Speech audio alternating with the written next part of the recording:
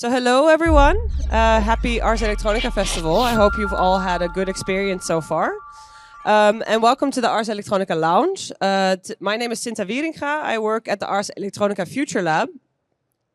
And one of the things that we do at the Future Lab is we engage in European research projects. So the last 3 years we have been working in a research project called SHARESPACE.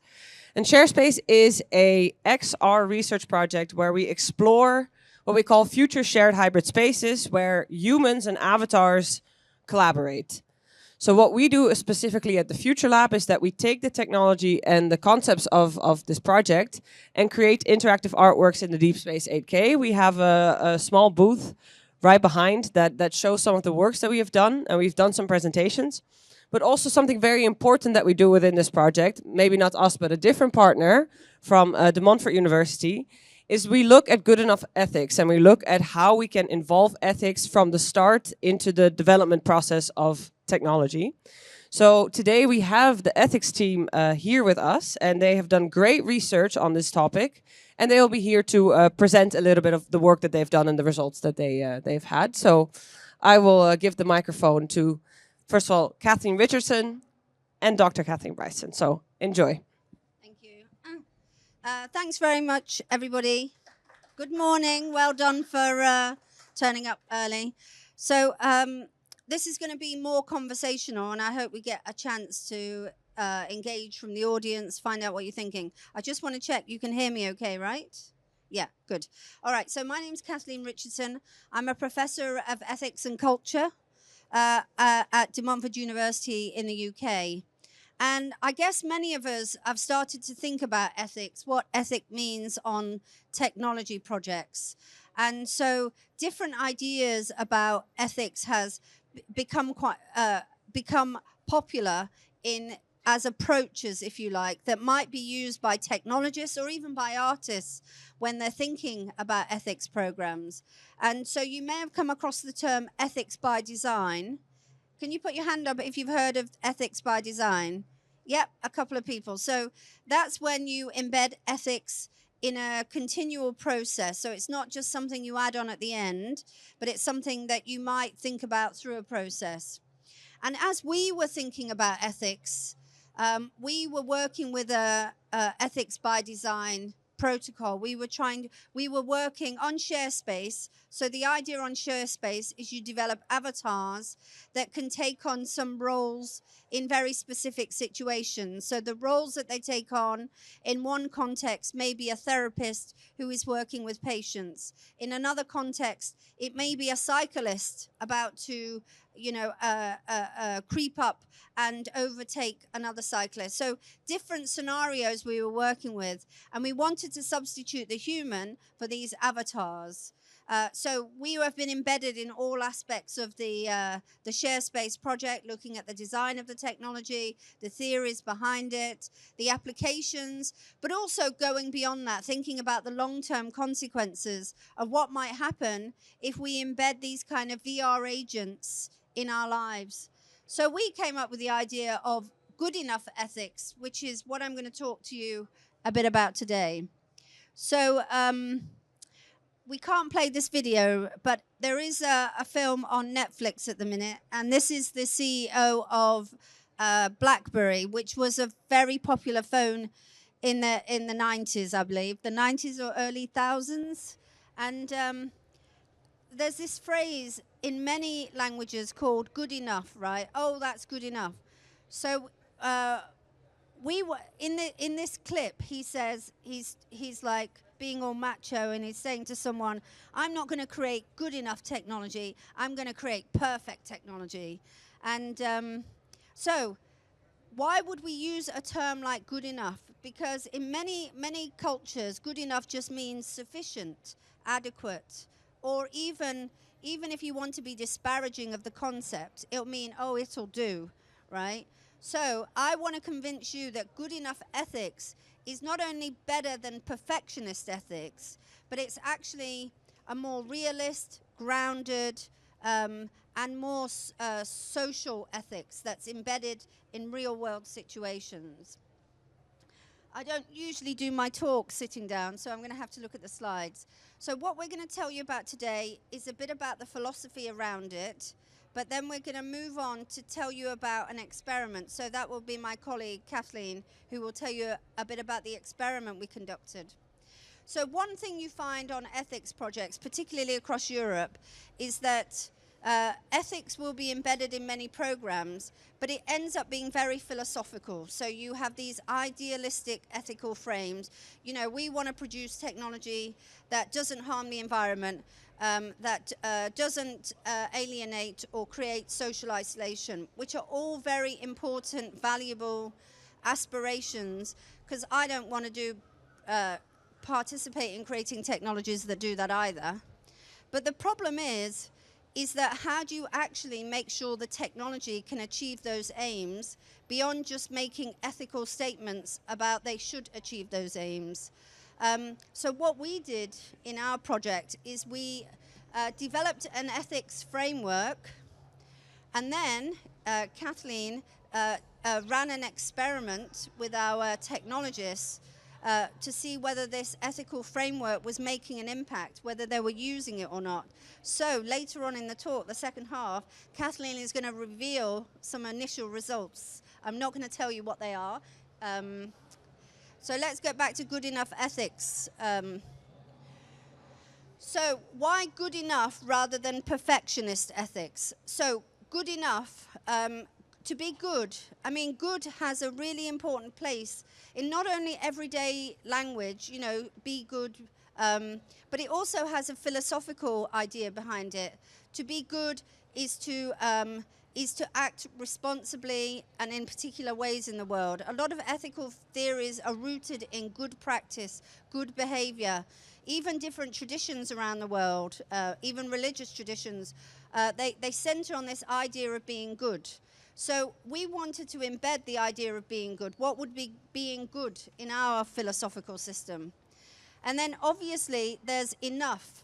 So whereas perfectionism is this idea you can idealize, you can have some perfectionist target, i.e. you'll never create a technology that will have any negative outcome, which is obviously a fantastic aspiration, but can you make it work? I mean, ultimately, the reality is, if we really wanted our technologies to never produce any kinds of harms, we would never produce any technology at all, because every single one of them produces harms. So we kind of got this idea of good enough ethics, something sufficient. There's enough of something that it meets the requirements. It's good enough. And the idea kind of harks back to, I don't know whether you've heard of good enough parenting, but good enough parenting is an idea developed by a psychiatrist and a child development expert, and he was looking at how parents interact with children, and he came up with the phrase good enough parenting. I don't want you to think that we've just taken good enough parenting and used it.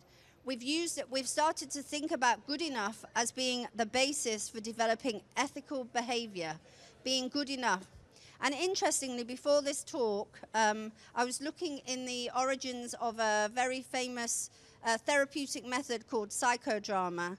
And there's an idea in psychodrama around spontaneity. And many people think spontaneity is, you know, being crazy, doing things irrationally, acting chaotically.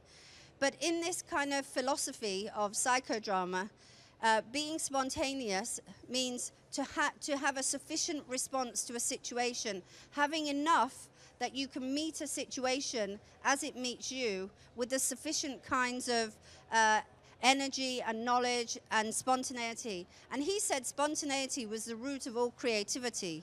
So we are, in our philosophy, we are developing at present, we are thinking how good enough is related to all kinds of human practices related to spontaneity and creativity. I also want some caveats here. Many people think there's an ethical box of ideas, right? And you can just pick up those ideas and apply them to a situation. That doesn't work. I mean, there are all kinds of things that you may disagree with which have ethical rationalizations for them. You may support them. Nuclear weapons, for example, military war, They all have ethical rationalizations about why they're a good thing. Eating animals, not everybody eats animals. Testing on animals. All kinds of human practices, many are underpinned by ethics. So don't think that slavery is obviously one of the most primary ones. At the time when there was Western slavery, that was underpinned by ethical theories to justify it. So don't think ethics is always going to be good. You know, it's up to anyone working in the ethics field to look at what ideas underpin an ethics philosophy. And that's what we do. So we look at the political aspects of ethics, as well as all the cultural and social aspects. Why is it not perfectionist? Well, perfectionist ethics, I think, is a problem of believing that somehow, like, we can create utopias, that we can just by using our words or actions, we can create these idealized words, whereas good enough ethics is very real world. It's embedded in real world situations. So when we're working with the scientists, what are they actually doing in the moment? What are they actually producing in the moment? And thinking not about ethics as our responsibility for telling them what to do, but them taking responsibility for their own actions. I have actually brought some brochures of good enough ethics, which I'll share. I'm just checking my watch because I don't want to over talk. So as I've mentioned, the idea of good enough ethics, good enough parenting. Another aspect of good enough parenting, which was very powerful to us, was the idea of how we develop relationships with each other and how we create worlds of care, and we take responsibility for them in different ways. So this is our template. Ethics by design, if many of you have heard of it. Right, so I don't have a pointer, but in the traditional ethics model, you'll have ethics at the end of a project, or even not till after the technologies have started to produce effect. So there weren't ethics teams, for example, involved in the creation of mobile phones and thinking about the impacts of those technologies, nor cars, for example. But traditional ethics, when ethics was embedded, it was something that came at the end. So you produce the technology and you think, oh, will it harm human beings? Will it create social isolation? Is it detrimental to the animal life? But ethics by design, as you can see, runs through an entire project. Now, there are challenges with this, right? Because you think you're an ethicist, your skills, so my skills are in ethics and my background is in social anthropology. You're working with teams of scientists who have very unique kinds of expertise. So you have to kind of get a sense of what everyone is doing. It's a very challenging situation. That is why it's really important to have communication and dialogue throughout these practices. And so I'm sorry, this is quite small, but when we started to think about the principles as well, which would underpin good enough ethics, we tried, we looked at traditional ethics approaches. And what traditional ethics approaches to technology tend to do is they tend to create very long lists of checklists. So the technology must not interfere with attachment. The technology must not harm the environment, and so on and so on. Again, that's all very great, but they don't actually, many ethical approaches don't actually tell you whether anyone has actually applied their ethics approach and whether they've tested whether it does have a positive effect. What if all these ethicists, as a hypothetical scenario, were creating these ethical theories, and when people did them in action, they created more harm in the world? I'm not saying that happened, but without really testing things, you can't really know how something is going to be working out, where it's going to be effective or not. So we came up with a number of principles that we thought, okay, all these other principles can be subsumed under these headings. And we organized them in a way which are probably very familiar to you, around 3 spheres of life. So the primary and first sphere of our life is family. So we're all born into families. We're all born completely helpless as well. And we need nurturance from usually our mother or other caregiver or father or other carers in our life that will help us to develop our skills. Nobody in this room was born able to feed themselves or walk or clothe themselves. So our attachments are fundamental to us as a species. They lay down our patterns that are with us through life and go into how we have relationships as adults. Then we need trust as well. So relationships are built on trust. Who can we trust? How can we trust them? They are the primary ones. So when we're looking at the technologies, we're thinking, you know, is this technology going to interfere with people's attachment patterns? Are they going to become attached? You know, perhaps start to think this technology is a kind of substitute friend or a substitute other in some kind of way. And would that harm the person? Would it create isolation? So we think about attachment. We think about trust as well. Can we trust the technologies? Are they embedded with the right values? And then we have a next primary set of principles that we organize around community. I would call this the third one, world, because community is a bit more intimate, isn't it? It's in our local lives, in our local areas. It's where we're based. It's kind of our attachments in that respect. And we have autonomy and autonomy and privacy. So why do we need autonomy? Well, when we're in the world, we don't want to be manipulated or used instrumentally by others. We want to have protections for our speech and our forms of expression. And then there's also privacy, you know, that we're able to function in the world without living in a totalitarian state. And then there's world. So this is a good example for me anyway. Would you say this is world to you, Kathleen? Yeah. This is world because we don't know each other. We've all come here together today. And so in world, we have justice and responsibility. How these principles here enable us to cooperate and be in the same space with people that we are not intimately with. So we combined all these together as the kind of template for good enough ethics, the principles. And we're going to tell you a bit at the end about the book that we're writing, because in a way, maybe we should be even more kind of creative and not have any principles at all. And maybe good enough ethics should be what the scientists and the ethicists and the communities themselves construct over and over again, and what kind of principles would emerge. But I think at the core of things, attachment has to be at the core, autonomy has to be at the core, and responsibility has to be the core of any system where human beings are allowed freedom and allowed the freedom to cooperate and work together. So I'm going to hand over now to my colleague, Kathleen. Over to you. I don't know if you want to sit down. Yeah, I do want to sit down.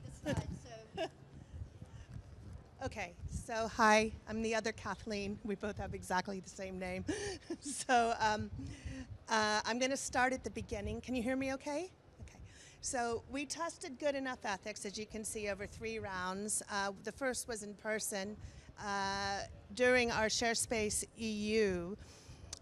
And the scenarios that was scenario testing, and the scenarios that we tested were ones that were gleaned from ethnographic interviews with the developers themselves. So when I repeat a scenario that seems outrageous to you, bear in mind that it was not us as the ethicists who came up with this future casting, but rather the computer scientists or the neuropsychologists. So that's quite interesting in itself, and that also points to the iterative nature of what we were doing. So we had a pre-quiz, so each round, of which there were T1, T2, and T3, each round followed the same arc. As you can see here, we had a pre-quiz with 3 separate scenarios evaluated by the participants for ethical resonance. We didn't label it as are you looking at responsibility right now, or are you looking at attachment right now? We just asked for the responses themselves, but then we scored them according to rubrics that included those qualities, or rather, I did, because I'm the only one at the moment who's actually scored it. There's going to be 2 other evaluators as well. So then after the first pre-quiz, which were 3 ethical dilemmas having to do with extended reality or artificial intelligence, or artificial intelligence with quotes around it, we then had a good enough ethics mini teaching intervention and discussion amongst the larger group itself, which was 17 individuals in the first round, 12 in the second, and 14 in the third. And so after that, in the same session, we then had repeated scenarios that were different scenarios, but with the identical ethical dilemmas. And then these were again evaluated by the participants for resonance after this, and then we had some group feedback. So all the sessions used informed consent, which was aligned with EU guidelines and GDPR. We pseudonymized the participants with a very simple code, and then the data, of course, is stored securely at De Montfort University and retained no longer than 5 years after the project, and which will be the 31st of December 2025. So participants, of course, can then withdraw, and any quotes used will be anonymized, not pseudonymized.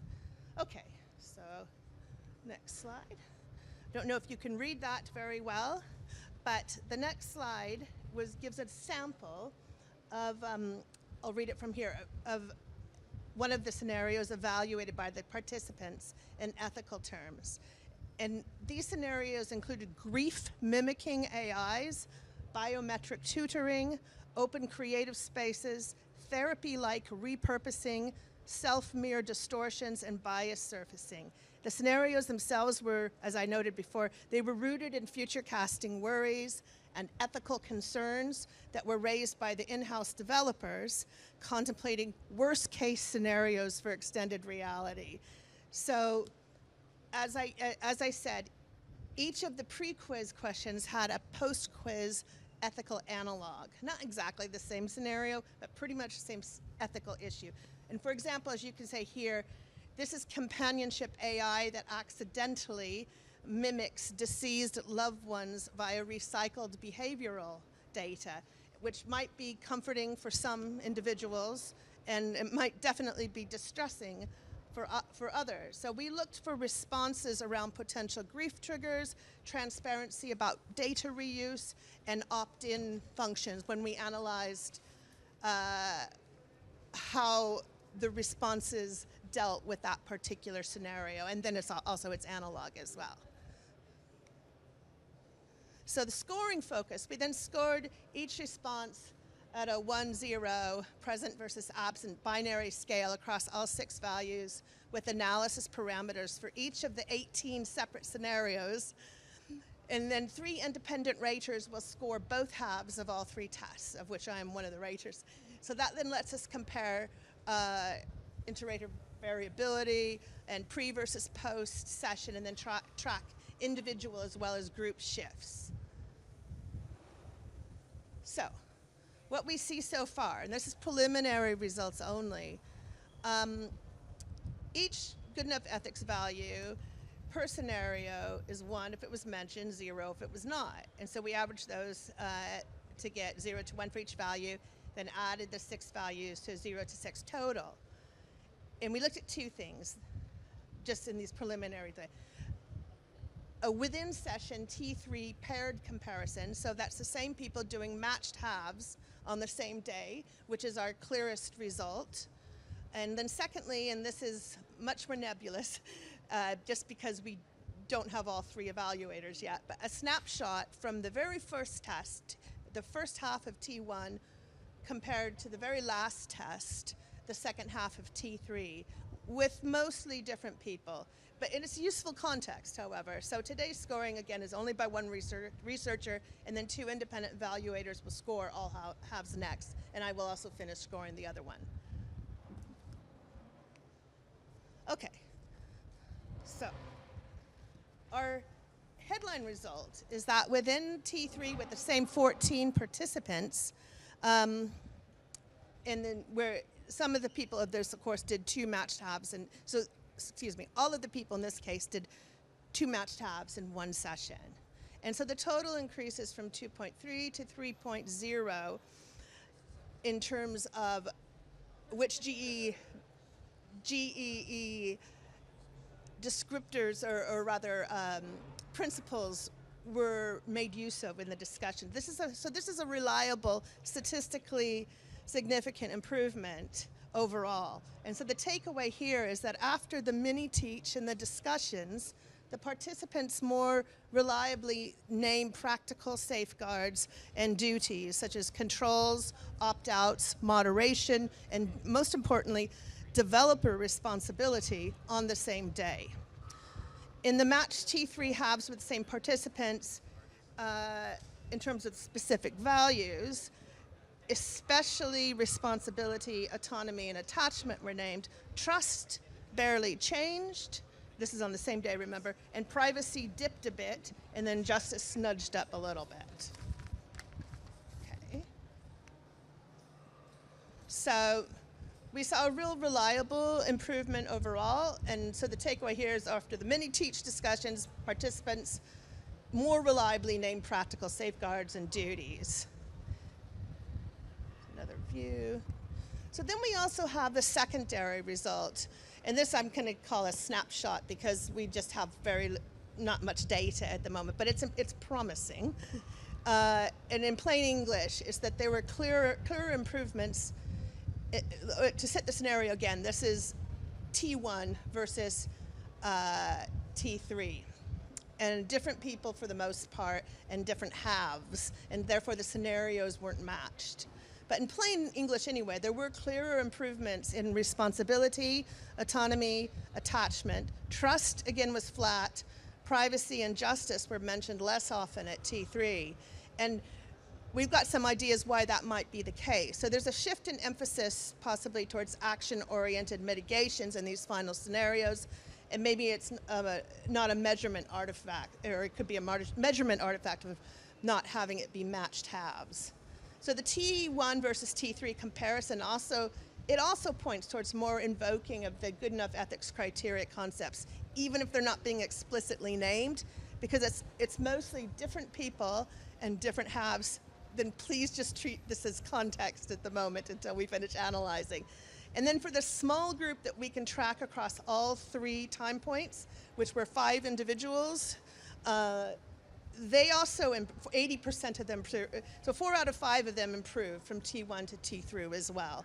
That's encouraging, but it's also too small to draw and firm conclusions at the moment.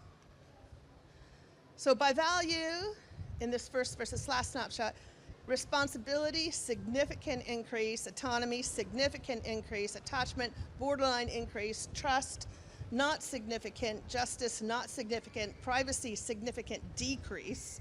And a bottom line is a group snapshot, late stage answers covered more good enough ethics criteria overall, especially responsibility and autonomy. Privacy is again raised less often in these final scenarios. So by the end, people often do propose, if we're, again, just a snapshot, next week's safeguards. They suggest adding different considerations that we would consider that would fall under the good enough ethics principles. But what we might want to consider, or you, if you are using such a system, is perhaps adding extra prompts for privacy and justice, because they seem to be edged out, which is sort of an interesting result. Okay.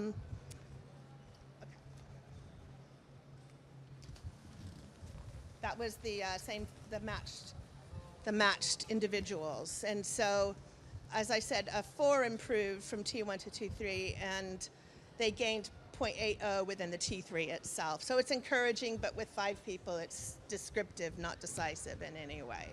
So methods, super brief, just use Python for the T3 paired t-tests, and for the snapshot, Welch's t-test. And just to emphasize, the scoring was only done by 1 researcher, and then, of course, again, I know it's the fourth time I've said it, but 2 independent evaluators are also going to score all the halves next. So what next?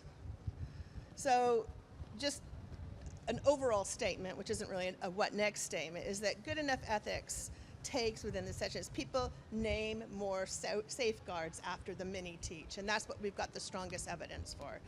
So that's priming, but it's useful priming right there. The biggest lifts are responsibility, autonomy, and attachment. The limitations, as you can see there, the limitations are that scenario testing is not exactly the same as field behavior. There's also an issue of circularity. Obviously, we've set up the system with the questions that we are then asking individuals to reflect on questions that we have asked them to compete within, or not to compete, to contextualize within this exact paradigm that we have set up. So there's a certain circularity there, which we've tried to mitigate by not suggesting that they necessarily use good enough ethics principles themselves, but rather concentrate on the scenario. So what we'll do next is we hope to complete this the scoring for all the halves. We're still coding, like I said, T3 second half, T1 first half. Final stats will be tri-rated, and we'll report inter-rater reliability and effect sizes. And then we will publish a public report and prepare papers for this. And so, how are we for time? I think we're okay. So I would maybe like to. Can I just, Yeah. Did you want to add something? Yeah. So just on the privacy, it seemed to be a dip, but our team, just to stress, talk about privacy all the time. So that was a bit of an anomaly. Maybe they thought it was all well covered enough that they didn't need to continually repeat it. So just to reassure you that they were like following stuff like that. After the intervention as well, so you call it a mini teach, I would call it an intervention. The three ones they emphasized are also very fascinating to us and something that we'll explore. And maybe you have some theories why responsibility, attachment, and autonomy became the dominant categories. But I'm going to pass back. Yeah, that's a great point. And actually, I just wanted to reiterate it, that when I did the interviews with the scientists, there was a great stressing, in fact, it surprised me, of privacy on almost all the interviews. It was of utmost concern in all the initial interviews that we took before we started this framework. And so it's also quite possible that that was what people had been primed by profession or emphasis within their particular fields to think about most. And then it's not necessarily a negative thing that they're also now thinking about different ethical aspects. It may just have been that they were primarily considering privacy. So it's not a forced choice situation either. So anyway, yeah, it's a good point. So I would like to try a little version of it, an exercise, if you're a good enough ethics sprint. And so I'm going to put on the screen. Okay. Oops, sorry, wrong direction. Okay, how do I get it back?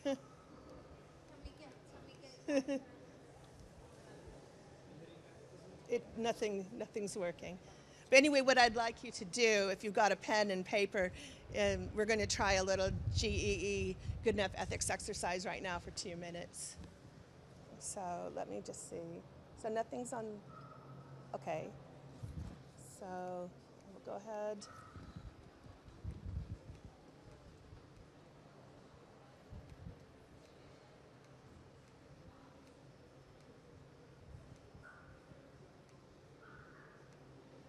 Okay, there we go. Okay, so there's your scenario. And for the next 2 minutes, you can see the instructions there. So you can see an emotionally intelligent virtual reality or extended reality career coach avatar simulates warmth and empathy. So later it's revealed that beta tester emotional responses were used without consent, and some users feel nudged into overwork due to this scenario. So I just wonder if you could think about that for the next 2 minutes and write down or put in your head these different, in this case, I am asking you to specifically consider the good enough ethics principles, although we did not ask when we did the testing, we did not ask that, but I'm asking you that. So in terms of attachment question, for example, reduce overdependence, trust, maybe one clear disclosure line in the scenario or something after the fact, autonomy, which control or exit, should there be opt-ins, privacy, oh, sorry, yes. Are these examples of how you might use it, or these what people should do? I'm asking for people to do this, sorry, yes. So these are examples? These are questions for them to consider in the exercise, yes. Privacy, data minimization or reuse or storage security, justice, who is disproportionately affected, and responsibility, how do we monitor, how do we intervene? Of course you don't have to do all 6, but maybe just one or 2. And so I'll just let you think about that for about a minute and then come back, if that's okay.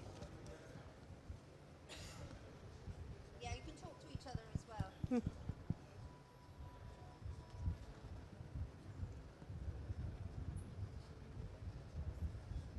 Can you tell me when a minute's done? Yeah. Nice.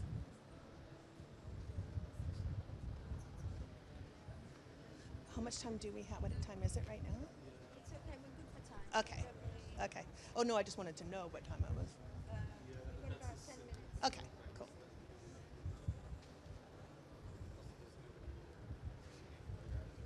I thought there was a talk straight after 11:30.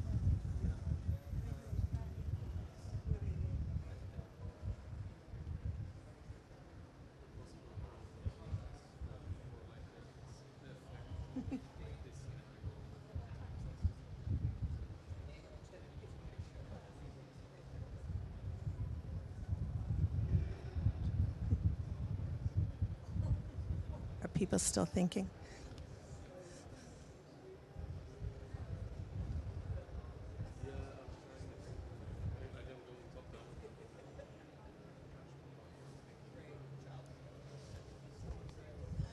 Okay, thank you so much. I'm going to ask for some of your ideas now, if that's possible, because I can see some of you talking and others individually with furrowed brows. So would anyone like to speak first? The 2 gentlemen in the front were having a conversation. Yeah, we were. Oh, it's not on.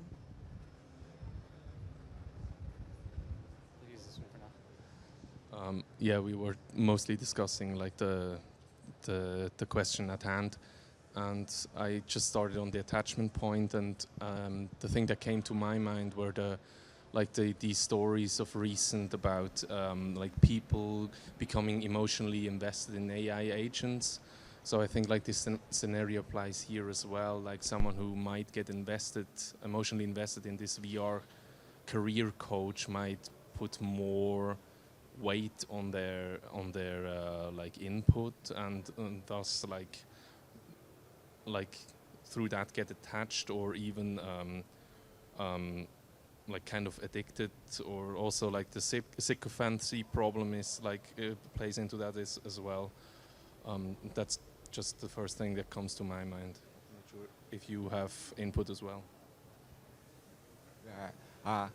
The attachment is the very, very, what can I say? We don't notice I'm attaching, or that is the problem. So how to notice people you are attached to the system or something is so important, but the company want to attach because they want to profit. So difficult problem. So just. Do you have any suggestions? Yeah, suggestions. So everybody have. So these guys feel some emotion. Something's wrong. Yeah. So really tiny feelings, but it's important. But little by little, we are familiar with the system. We don't notice. We become not to be noticing. So how, I don't know. Yeah, I don't know either, though I do know I have had a warning from ChatGPT before where it says you have spent too many hours on this subject and seem to be quite emotionally invested. And I'm assuming that's a safeguard that they built in. So I have experienced one of their parameters in that case myself. That was such a great point. Yeah. And also the sycophancy is also an issue too, because of course as humans I'm an evolutionary anthropologist, I think about this a lot, we do gear towards those who agree with us also, and so that in itself is quite an addictive component too. Over there, no? Anyone? Where? Okay. Did anyone else want to share? In that case, we can open it up to Q&A generally, I think. Just to come back on the you don't actually know, I think that's an absolutely brilliant point. It happened so slowly because I was talking with my friend about not having mobile phones and traveling without mobile phones in the 80s and 90s, and how you would strike up a conversation with the person next to you, like, and how it just never happens to me anymore. I never strike up conversations with people next to me on public transport, but it happened very spontaneously in those periods. And so you're right, the drip, drip, drip, the first thing you do in the morning is pick up your phone. Yeah, it's a very interesting way of framing it. So over to you now, questions or... do you want to finish off about the book, though, or just before you... There is just a couple more slides.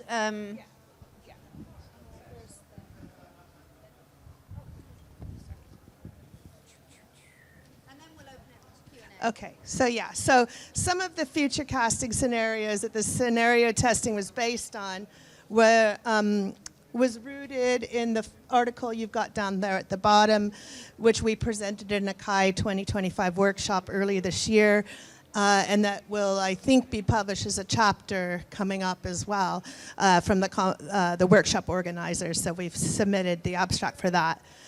So that will be, I'm also happy to forward the article that we presented at the conference if anyone wants to email me. And my email, I'm Kathleen Bryson, and my email is there below. And so then we're also happy to say that the other Kathleen has alluded to, we have a book forthcoming with Palgrave Macmillan next year entitled Good Enough Ethics by Design, AI and Alternative Digital Realities.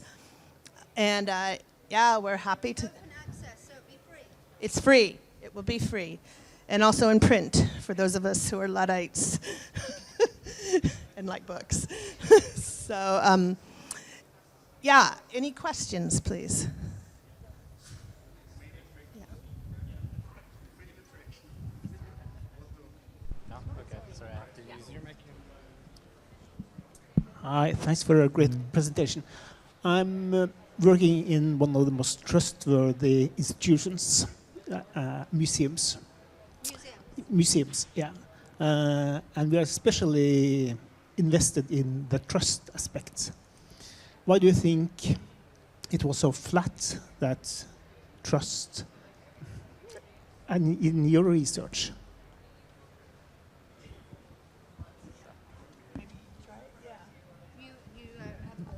I mean, I think trust is so key that I would put it up there with attachment in terms of the principles, because I mean, as a biologist, I think trust is key to every social dynamic we have as social animals. And so to me, I also found that surprising, and I look forward to trying to figure out why. I don't know.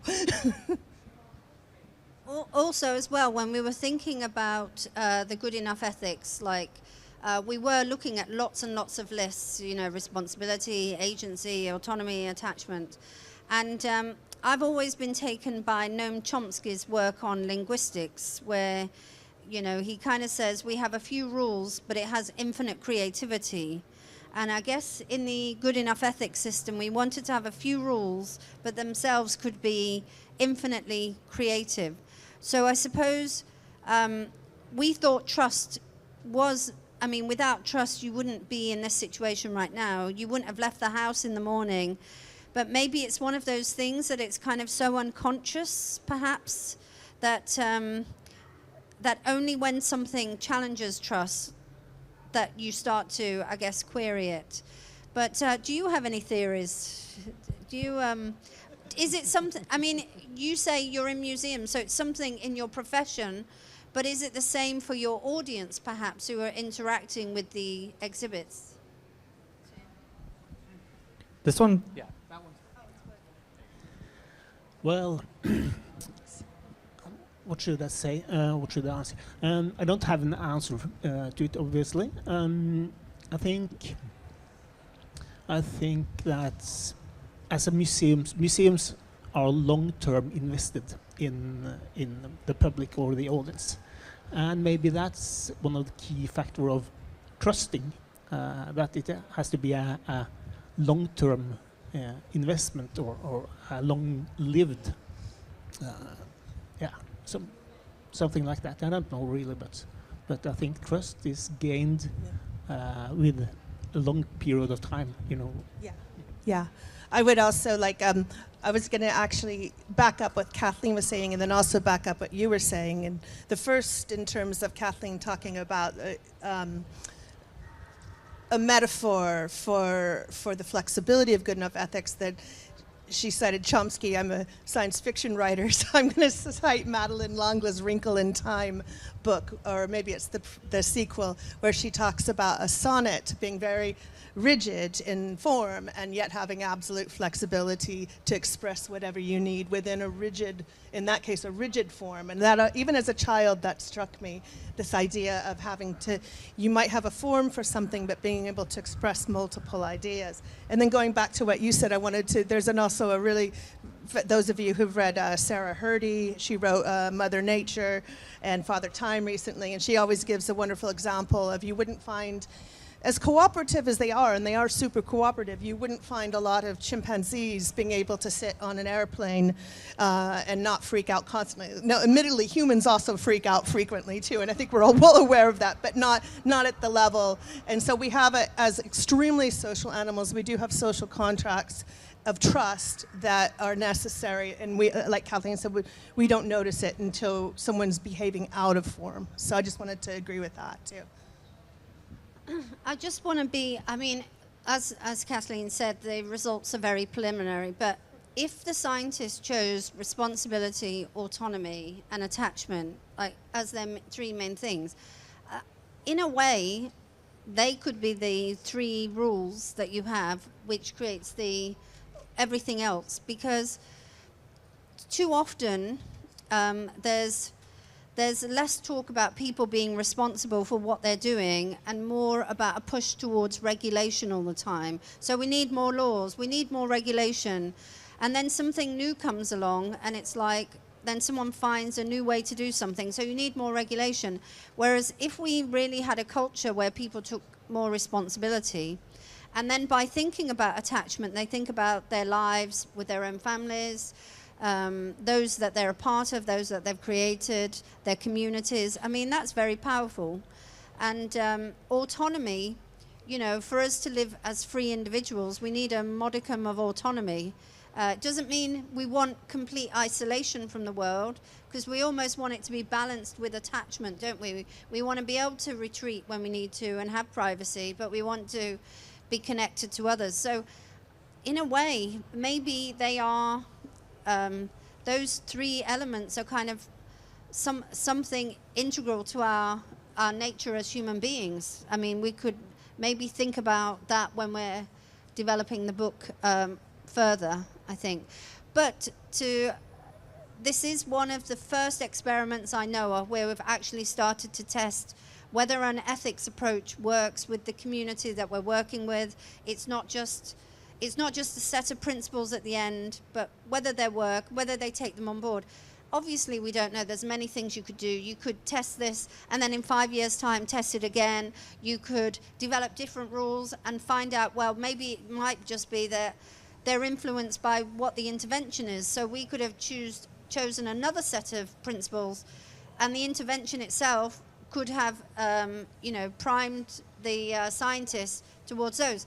there is lots of different variety, but I think for us to move in that direction, it means good enough ethics is more on this kind of experimental grounding. And when we can keep modifying it, we can make our good enough ethics good enough as well. Even. But any more? We've got about 2-3 more minutes. Any last? Oh, great. I wonder if good enough ethics is also a concept not only linked with AI or digital questions, but also for other social questions, and if it needs some modifications if we link it not to AI or digital.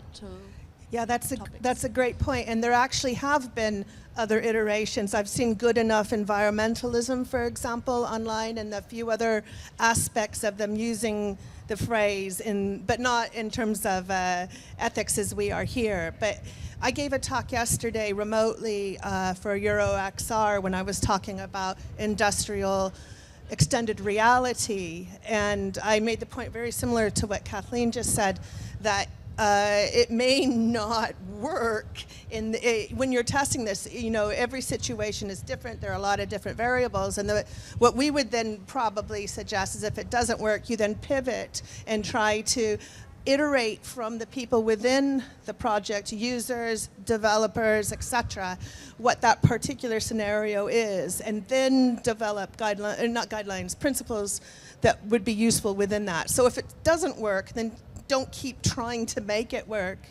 And then I also wanted to, in a way, reflect a little bit to what Kathleen just said about it's possible, and this goes back again to the circularity thing, that also that what they chose to concentrate on, let's say autonomy at the expense of privacy, it doesn't necessarily mean they're right or more ethical about that either. It just means that that is what they felt to be key. That's what I was just thinking then too. I don't know if you wanted to read. Yeah, well, if we were doing another experiment, you know, you'd have a control group and an experimental group, and then you'd have time 1, time 2 testing, different kinds of intervention. But ultimately, I guess at the heart of good enough ethics is this idea that we are relational beings and we are responsible, and ethics should not be a checklist, and it shouldn't be a tick box exercise, but it should be something that we, you know, that we live our life. We are ethical beings in that respect. It's not for experts just to come in and tell you what's ethical, but it's also a dialogue. We've really tried to, you know, engage in dialogue with our team, and because it's not because we don't believe in perfect systems. What happened to BlackBerry? Well, the perfectionist, you know, followed his perfectionist plan, but the company no longer exists. So what you know, the good enough is rooted in reality, and it's not rooted in this kind of exploitative framework that I think would be behind many perfectionist ideals. So on that note. Yes, I think we are out of time for that, but thank you so much. So give a big round of applause to our team of ethicists.